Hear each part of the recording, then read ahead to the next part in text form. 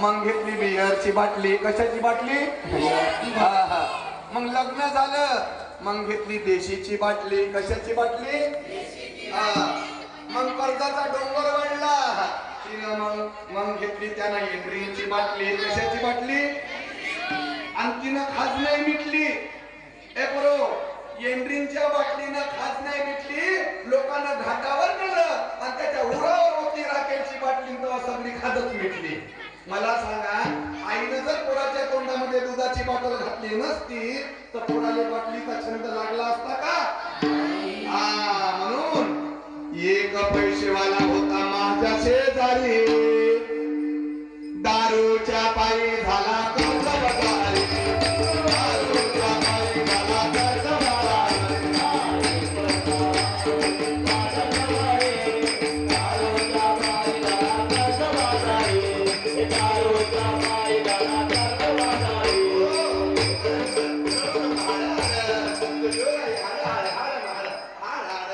अरे रडू नको बाळा, मी पाण्याला जाते, पाण्याला जाते, पाणी घेऊन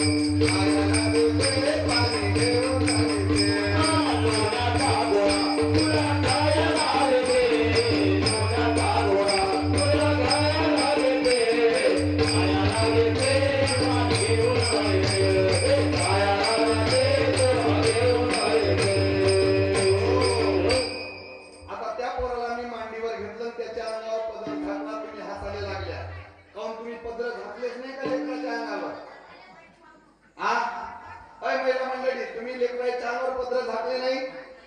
लेकराच्या अंगावर माय पत्र केव्हा झाकते ग? तुम्हाला लेकर झाले नाही वाटते, आहे का नाही? लेकराच्या अंगावर माय पत्र केव्हा झाकते? जोरात बोला, मला ऐकायला कमी येते. लेकराला स्तनपान देताना, बरोबर ना?